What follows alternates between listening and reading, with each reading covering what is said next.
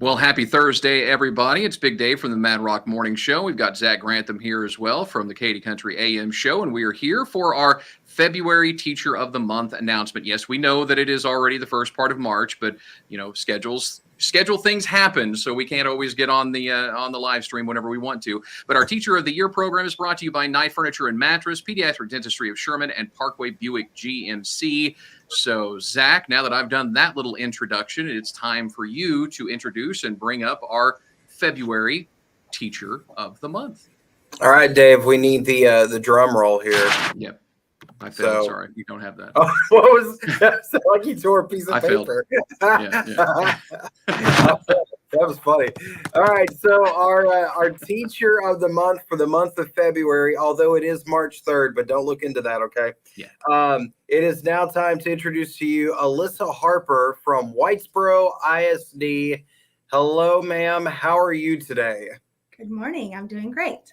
Now, we have established that it is Mrs. Harper. Yes. And Mrs. Harper is over at J.W. Hayes Primary School. Do you actually call it the Dub? We just call it Hayes. Hayes Primary. Okay. Okay. Now, the reason why I asked is because on the website it says Dub, like J.W. Hayes Dub. Yes, that was the person who was named after. They called him Dub Hayes. Ah, okay. Gotcha. All right. See, it all makes sense now. So, all right. So tell us a little bit about yourself, Alyssa. So you are is it a second grade teacher? Yes, I'm a second grade teacher. And the funny thing is that you said we were emailing back and forth a couple of days ago, and you're like, hey, what are we going to talk about? I'm just used to talking to 7-year-olds all the time. And I said, well, you're going to get along with myself and Big Dave because basically what we do for a living. But have you been a second grade teacher for your entire career? I taught 1 year as a family and consumer science teacher, which is home economics. And then I came to second grade. It's been about 7 years now. So now, did you do that because everybody learns home ec just on YouTube now? Is it like there's no reason to have the class? You go and you look at a YouTube channel, learn how to cook everything. You just second grade, we'll do that. Well, whenever I went to college, I did want to teach family consumer science. And then after teaching it for a year, I had my daughter, and then I was home for quite a while. And then a position just kind of came open, kind of fell into my lap. And I didn't realize how much I would enjoy teaching the little ones because, at the time I thought I liked the older kids. And then that just fell in my lap. And I realized that I really, really liked it because the kids really love you and I love them. So it works out. So how long have you been a teacher now? This here in Whitesboro, 5 years. And then I've taught 1 year at SNS and 1 year at Pottsboro. Ah, making the rounds there. Kind of it was very spread out amount of time though, because I stayed with my kids in between there. What is it? You started in Pottsboro and then you just continued to go out west? Then I was out I have 4 kids. So, and there's a big age range. So it was a while. And then I've just been back now, like this second stint, I guess, for starting on the 6th year. So did you always know that, hey, I just want to be a teacher. That's just what I want to do with my life. Kind of. I come from a family of teachers. Like my mom was a teacher, both my grandmothers, my mother-in-law, my twin sister is actually a second grade teacher also. And so it's just kind of in the family, I guess. Now, what made you want to teach? Now, what did you call it? Consumer science? Home ec. What made you want to teach home ec? Sorry, I'm old school. That's it. That's what I'll say the name and then I'll say home ec. I really enjoyed my teacher from high school. And then I just thought it was stuff that everybody needed to learn, like, it's life skills. So. Yeah.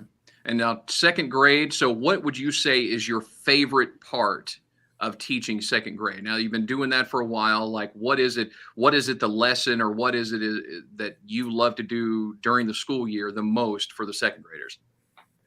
Well, what I actually teach is reading. That's my main subject that I teach.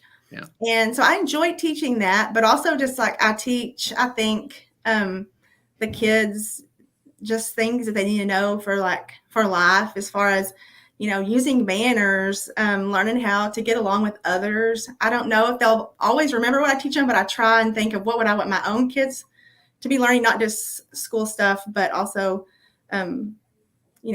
those important other things that you might not always get.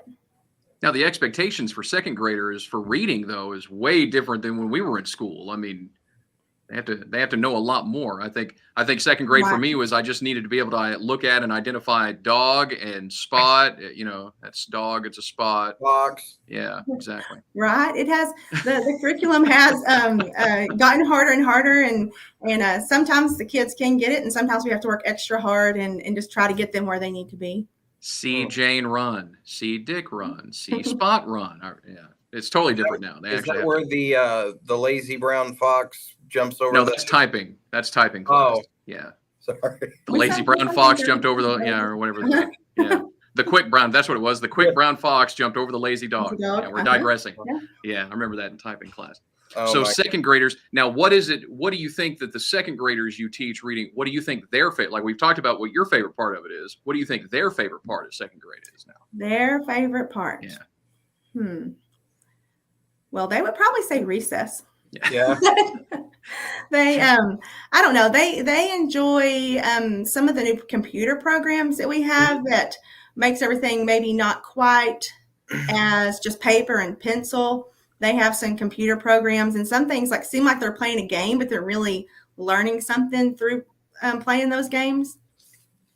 So I think they would probably say that's their favorite thing. I heard a rumor that people are starting to learn cursive again. Is that happening now? Is that? Yes, it sure is. It stopped. My kids are in college now. They have no idea how to write in cursive or even read cursive. But now I guess kids are learning again. Yes, they're finding it's actually easier because you don't have to lift your pencil up as many times and things like that. And even especially dyslexic kids that, they don't have to figure out which way the letter needs to go. It just kind of flows easier. And yes, we were teaching that in second grade. We start introducing cursive, and it is kind of we jokingly say, hey, a secret language, because there's an age group of kids who won't even know, including my kids. I have one that's a freshman in college and one that is a junior in high school, and they do not really know cursive very well. So can you do me a favor? Can you invite me in your class whenever you deal with the cursive letter Z? I'm like 40 something years old and still cannot do the cursive Z. It ends up looking like the Harry Potter scar, like some kind of weird. I never could figure out the cursive Z correctly. You don't have to write it out. It looks like the cursive Z looks like a 3. Is that what no? Yeah. Kind of looks like the Harry Potter. Yeah. 3 and yeah. It looks like my name's Threac. Which is why I kind of started making it look a little bit more like there's edges on it, so that way it kind of looks like a lightning bolt, Dave. Yeah, see, that's what I'm saying. It looks like a Harry Potter thing. Anyway. I also want to point out, I see here on your nomination form that you went to a college in West Texas, and I will refrain from screaming the slogan because I'm having head and chest congestion and I'm losing my voice. But would you mind saying what that college was over? I believe it's a little bit west of Wichita Falls. Texas Tech. Texas Tech. Mm-hmm. Get your guns up. Yeah, guns up. If it was a normal day, Dave, you would hear me. Yes, I would. It would be echoing. Yell, Get your guns up. That's a little bit of a fun thing we do on my radio show, where anybody says Texas Tech, I yell, get your guns up as loud as I can. But I will not do that here, so that way I can come into work tomorrow and actually have somewhat of a voice. All right, well, congratulations to you, Mrs. Harper, our February teacher of the month. So Dave and I, we always we save the most important question for the very end, because our sponsors are awesome, hooking you up with $750. Now we know how you teachers are, though, because y'all like to spend it on your kiddos in your classroom, which we absolutely love.